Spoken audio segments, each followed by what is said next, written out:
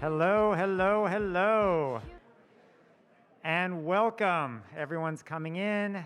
Everyone's taking their seats. You know, while we have a moment, since we're here, can you raise your hand if you went to school here at NYU? Undergrad, grad, a class, or whatever? Okay, that's a lot of folks. Raise your hand if you have a friend or a family member or a child who went to NYU. More hands. Oh, a lot of hands. I see someone raise 2 hands. And for folks watching this later on the live stream, I saw one person in the back raised 2 hands and a foot. So I'm not sure exactly what that means. It's great to have everyone here to talk about this topic. I actually started out my day today on a EV bus, which is part of NYU's overall journey towards a fully electrified future. And we've done all we can for this conference. The lights are electric. This mic is electric, and there's actually a small electric charge in your seat.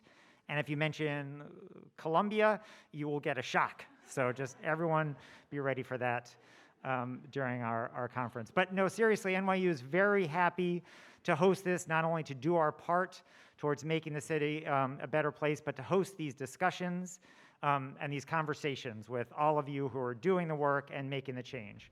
So welcome, and with that, I will turn things over to John. Great, thank you, Cecil. Welcome, everybody. My name is John Mandyke. I'm the CEO of Urban Green. We're so thrilled to have you here today at our first in-person conference since 2019. For those of you that were here in 2019, you'll remember the fire alarm. Cleared the room. We spent 20 minutes in Washington Square Park, and thankfully everybody came back and we finished the conference, so that was great. In case of a fire alarm this year, we will listen for instructions from NYU officials. This is our 20th anniversary year at Urban Green. We're back, stronger than ever, and we're so thrilled that you joined us. You know, Urban Green has been the leading voice for electrification over the last 5 years with cutting-edge research, policy, and education. And today, this conference is about how we get beyond the electrifictions. We know there are many electrifictions, so let's talk about them. How many times have you heard, we shouldn't electrify because the grid is dirty and we won't save carbon? Well, we set the baseline 2 years ago with our Going Electric report, which found that even with today's dirty, higher carbon grid, we still save carbon through electrification because heat pumps are more efficient than the boilers they replace. How many times have you heard we shouldn't electrify because we're going to crash the grid? Well, last year we released Getting Grid Ready. Grid Ready found that there is plenty of room to electrify in New York City well before we need to do the planned upgrades that are necessary. In fact, there is a 42% difference in New York City between our summer peak and our winter peak, which means there is plenty of room to electrify and to start now. How many times have you heard we shouldn't electrify because the trades aren't ready? Well, as we speak, Urban Green is working with Local 1 plumbers to develop heat pump water heating training for installers. So look forward to that. And then finally, how many times have you heard we shouldn't electrify because there isn't the political will to act? Well, just last December, New York City became the largest city in the world to mandate all electric new construction for buildings, and I'm very proud to say it's based on the proposal developed by Urban Green. Yes, we still have plenty of challenges ahead of us too. Whether it's technology readiness, whether it's workforce transition, whether it's financing. But that's why we're all here. And the truth of the matter is, where there are barriers for electrification, we will continue to knock them down. We really have no choice because furnaces, boilers, and hot water heaters emit more carbon in New York City than anything else. They emit more carbon than all uses of electricity. They emit more carbon than all sources of transportation. They are our #1 source of carbon emissions. And that's why electrification must be our future. And we're so thrilled that you're here today to help move us closer to that. Now, events like these don't happen without generous sponsors that make them possible. So I want to thank Carrier Corporation as the lead sponsor today to make this event possible. Let's give Carrier a round of applause, please.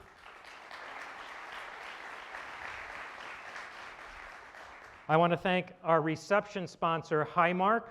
Highmark is sponsoring the reception that will happen just across the hall at the end of the conference. Let's give them a big round of applause.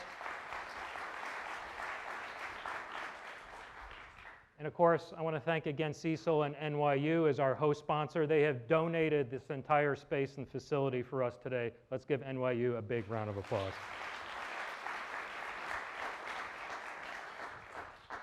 It's now my pleasure to introduce a very special guest who's going to offer framing remarks as we start our conference. We're really, really honored to be joined by Rit Aggarwala, the Chief Climate Officer for the City of New York and the Commissioner of the Department of Environmental Protection. Rit is known to many of us as a tireless advocate for sustainability and one of the most innovative thinkers in this space. And we're super proud that he's an alum of the Urban Green Board of Directors. Please welcome Commissioner Aggarwala.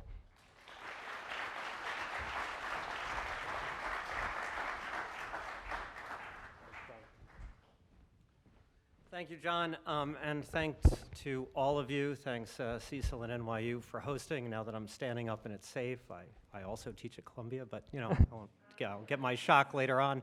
But I love NYU, and I could have raised my hand if it had gone in the other direction, Cecil's question, because my mother's an alum. So we all have our connections here at NYU, and the utmost respect for the fantastic greening work that this university under Cecil's leadership has done.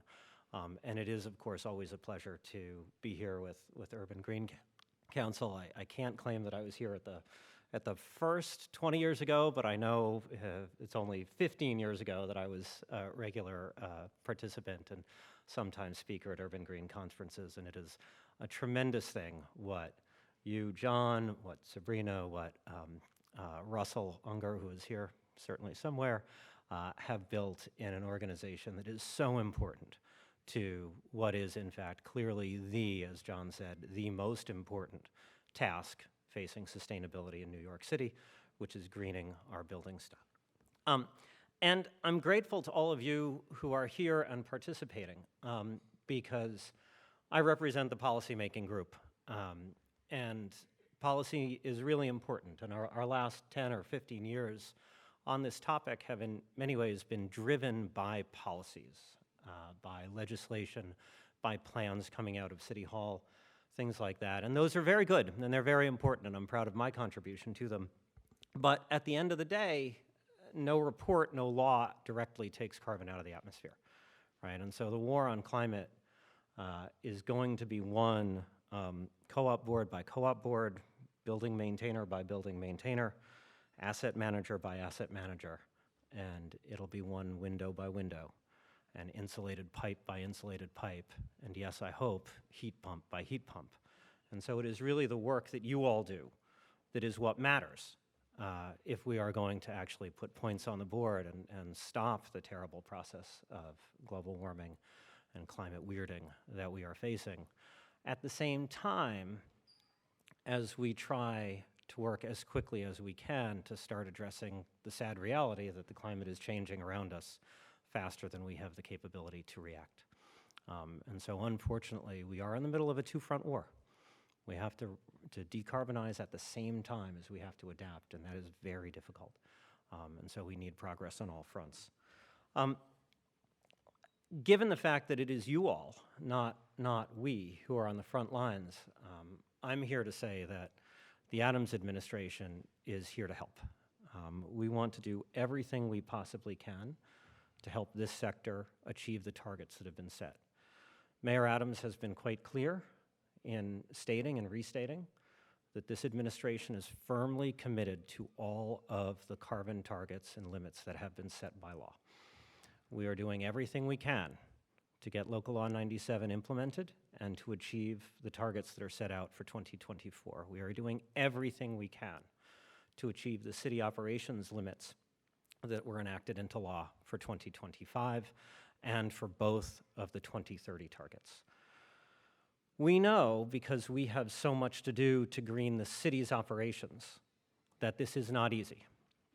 And one of the things that I am pleased to point out about my own role within this administration is that the fact that I have both an overarching policy role and direct responsibility for a major operating agency that is the city's second largest in terms of agencies, in terms of carbon emissions, that we know that this is not about talk, this is about action. It is, as the mayor always says, about getting stuff done, and we're willing to face the reality of what it takes. I deal on a daily basis with the challenges of implementing a multi-billion-dollar capital plan, of dealing with procurement, of finding contractors, of addressing the supply chain issues and the inflation that we are all facing. So I know this firsthand as we work to address DEP's own challenges and DEP's own carbon emissions. So I know what it is to have to green a building. And that kind of perspective is going to inform everything we do when it comes to climate policy. The fact that we are fully committed to making the rapid progress that we have to make, but we are also going to do so fully with our eyes open about the difficulty of that challenge and the role that city government has to play. I'll say, I know many of you played a role. We were very proud and full participants in the fight to achieve the first step in that, which was the approval earlier this year of the Tier 4 projects, which will significantly increase the supply of renewable power to New York City and make it not by any means a slam dunk, but we see that as having been a necessary but not sufficient first step towards realizing the objectives of Local Law 97. Without that kind of supply of clean power, of course, those targets become completely unattainable. We were very pleased with the kind of partnership we have with the state of New York, with Governor Hochul, with the Public Service Commission. It's been a fantastic partnership, and one of the things that gives me great optimism is the fact that for the first time in many of our memories, the city and the state are working closely together in a true partnership. I spent an hour and a half on the phone yesterday with the DEC leadership. We coordinate on a regular basis. We have an open line with NYSERDA. We have a level of partnership that I don't even remember from the Bloomberg administration. And I think that gives us, that should give us great optimism. It opens our freedom of action. So we know that we have more to do there. We know, as I have said, that the two Tier 4 projects are a floor, not a ceiling. And we will be working as hard as we can to further expand the supply of clean power, to think about what we can repower of the city's in-city plants, which of course both produce carbon emissions, but also local air pollution, which we have to address and get rid of, and we'll bring a lot of creativity to bear on that. We are also, of course, fully in the throes, as you know, of implementing Local Law 97. And I couldn't proceed further without acknowledging my dear colleague, Gina Bokra, who's a hero in that effort, and I think actually deserves a round of applause from this group.